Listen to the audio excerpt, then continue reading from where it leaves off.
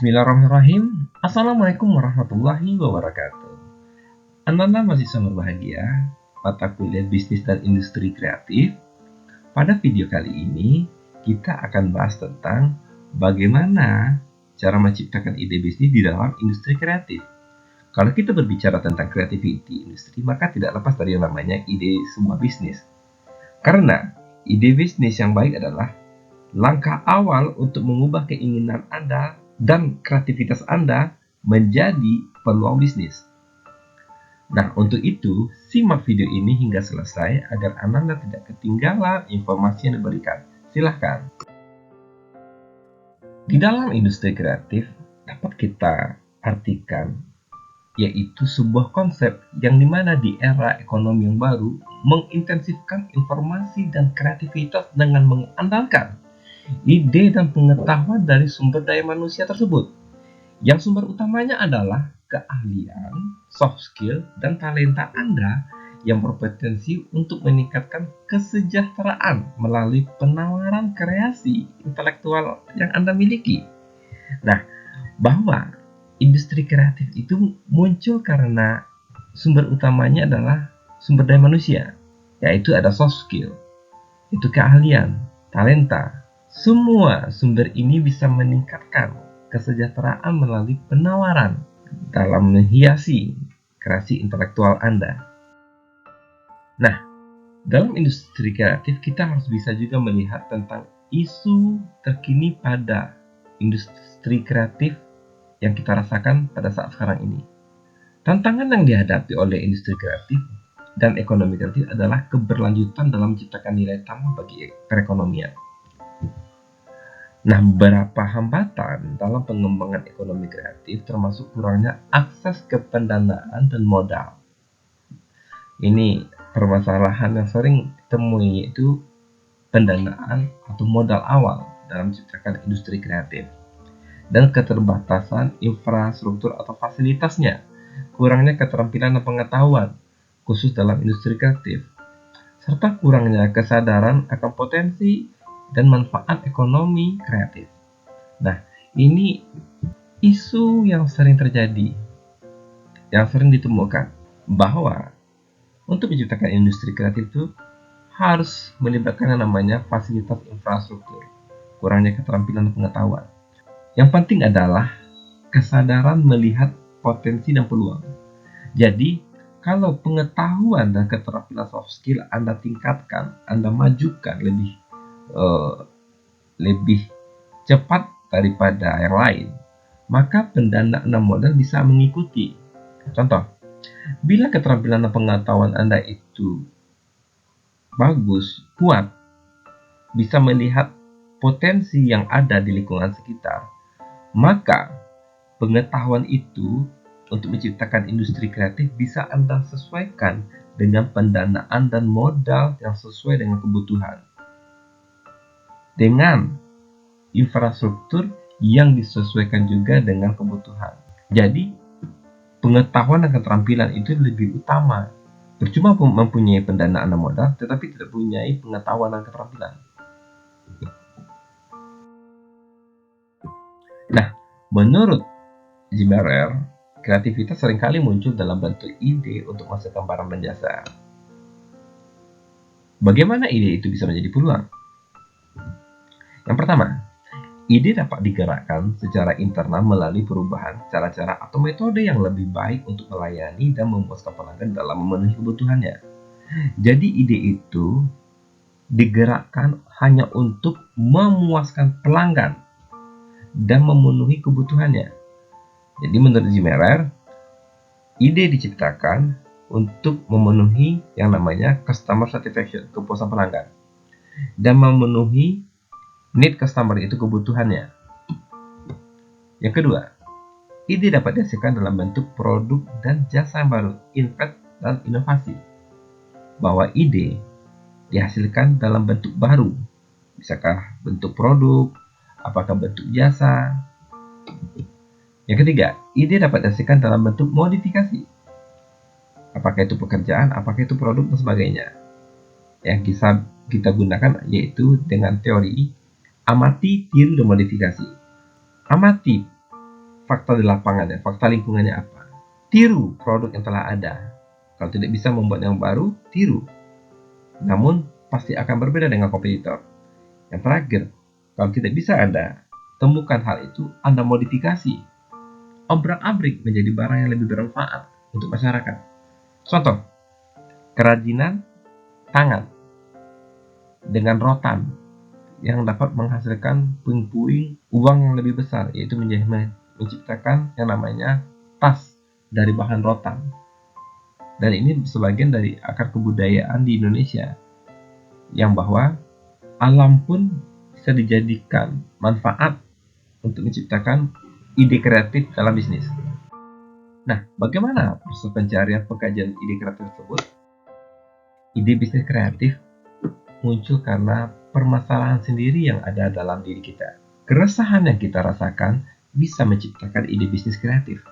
Contoh, bila Anda resah dalam diri Anda, dalam lingkungan sekitar Anda tinggal dalam lingkungan sekitar Anda bisa akses berapa kilometer di sekitar Anda, tempat tinggal Anda, bahwa Anda ternyata resah dalam mendapatkan yang namanya layanan untuk membeli kebutuhan paket internet, misalkan.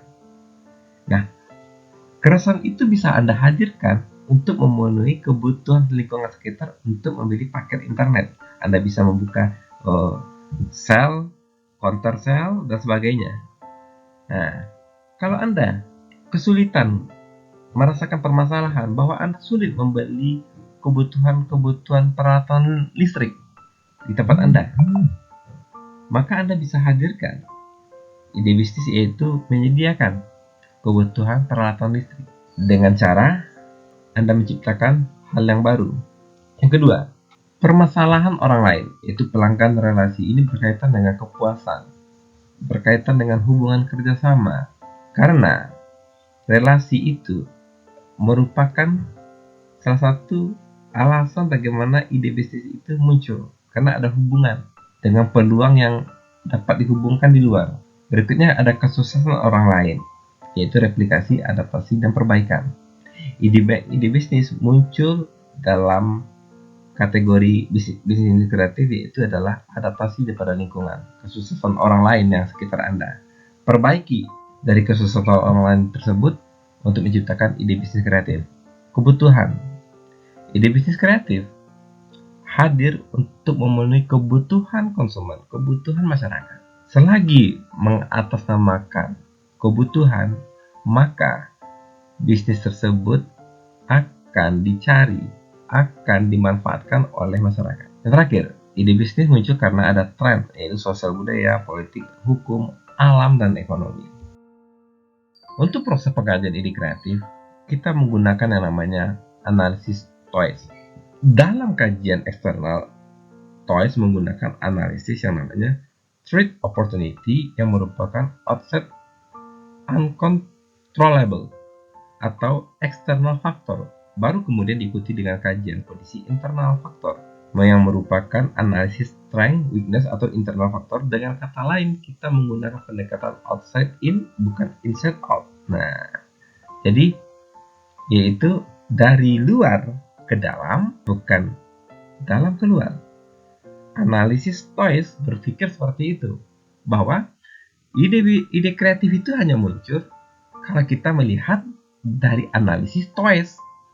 Kita harus melihat yang ada di luar, yaitu ancaman dan peluang. Kita serap itu untuk menciptakan ide kreatif, bahwa melihat fenomena di lapangan akan dijadikan sebagai sumber inovasi dan inovasi.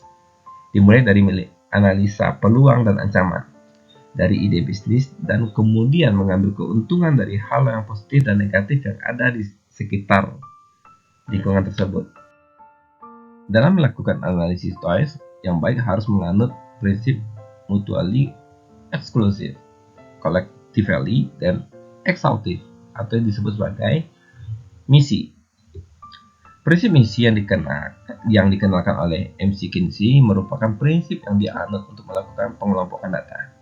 Prinsip misi menyebutkan data yang akan dikelompokkan harus benar-benar mewakili kelompok yang dituju. Prinsip misi juga menyebutkan pengelompokan yang dilakukan tidak boleh saling tumpang tindih. Contoh, bila satu yang dikelompokkan sebagai threat, maka data tersebut secara jelas memang dapat mewakili kelompok trade. Pada saat yang bersamaan, data tersebut tidak dapat dikelompokkan sebagai opportunities atau peluang, ataupun weakness, ataupun strength. Prinsip misi sangat berguna untuk proses business mapping. Berikutnya, analisis yang menentukan peluang keberhasilan dari ide bisnis yang kita miliki, yaitu 4C, yaitu volatility in change, uncertainty in competitor, complexity in customer, ambiguity in company. Nah, yang pertama, volatility in change, yaitu analisislah tren bisnis yang terus berkembang saat ini. Karena apa? Tingkat kecepatan perubahan dalam suatu industri meliputi perilaku konsumen, permintaan pasar, dan faktor lain yang mempengaruhi industri. Semakin cepat Anda menganalisis tren bisnis yang terus berkembang, maka semakin cepat tingkat perubahannya, maka akan semakin tinggi volatility-nya. Yang kedua, uncertainty in competitor. Bahwa untuk menjalankan uncertainty competitor, kita harus mengawasi yang namanya pergerakan pesaing. Karena apa? Karena tingkat keyakinan dalam memprediksi apa yang akan terjadi di masa yang akan datang dibutuh yang namanya pengawasan. Karena kompetitor itu merupakan alasan untuk menciptakan ide bisnis yang kita miliki. Karena kompetitor itu adalah alasan menciptakan ide bisnis yang kita miliki untuk bertahan. Yang ketiga, complexity in customer. Bahwa menjelaskan banyaknya komponen yang saling berkaitan satu sama lain untuk mengambil sebuah keputusan di industri. Complexity in customer mengerti kegelisahan dan keinginan yang diinginkan oleh customer. Yang keempat, ambiguity in company.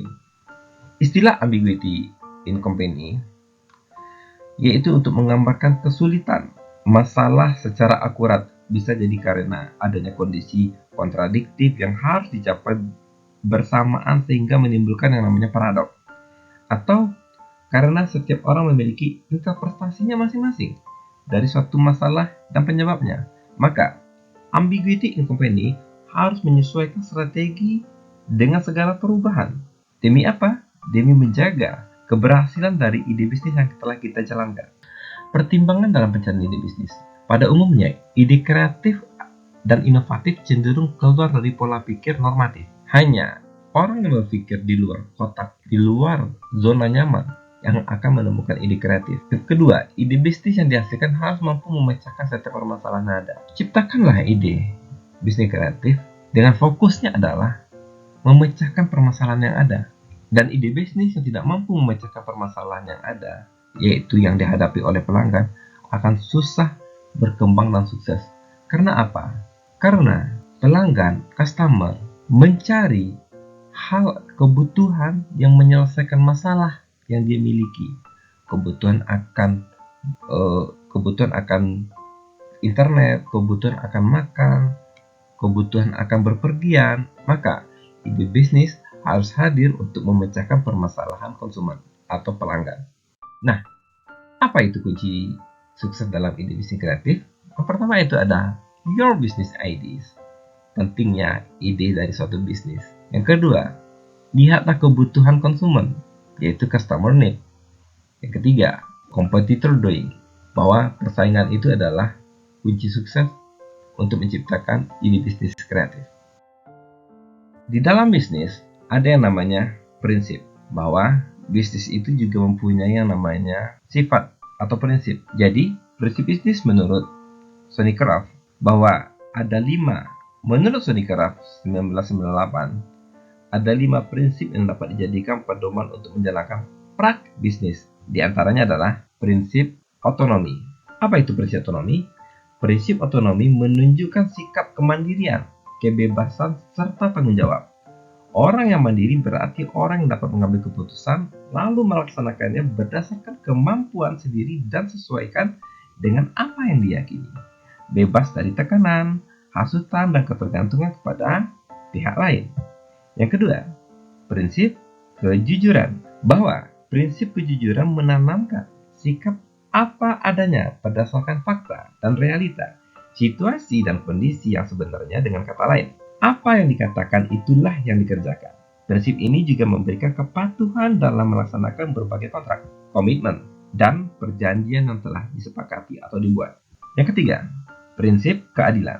Prinsip keadilan menanamkan sikap untuk bersikap adil terhadap semua pihak dengan tidak membeda-bedakan dari segala aspek seperti aspek ekonomi, hukum, maupun lainnya. Yang keempat, prinsip saling menguntungkan. Prinsip saling menguntungkan menanamkan kesadaran untuk saling memberikan keuntungan satu sama lain. Artinya apa? Artinya, dalam setiap tindakan bisnis harus diusahakan supaya semua pihak merasa diuntungkan. Yang terakhir, prinsip integritas. Prinsip integritas moral merupakan prinsip yang tidak merugikan orang lain dalam mengambil keputusan dan tindakan bisnis. Prinsip integritas moral dilandasi dengan kesadaran bahwa setiap orang harus dihormati sebagai manusia. Berdasarkan materi yang telah dijelaskan tadi, silahkan Anda semuanya dengan kelompok yang sudah Bapak bagikan, sesuai dengan kelompoknya, rancanglah 3 ide bisnis yang akan dikembangkan sebagai proyek akhir perkuliahan. Namun, analisislah ide bisnis tersebut dengan analisis TOIS seperti yang telah dijelaskan sebelumnya. Jadi, Anda rancang 3 ide bisnis dengan menggunakan analisis TOIS. Nah, lakukan ini secara kelompok. Adu argumentasi Anda, tuangkan pemikiran ide Anda dalam kelompok yang telah dibagikan. Berpartisipatiflah. Lakukan dengan cara berkolaborasi dan bersatu. Lakukan dengan cara kerjasama. Lakukan dengan cara bertanggung jawab. Bapak akhiri. Wabillahi taufiq wal hidayah. Wassalamualaikum warahmatullahi wabarakatuh.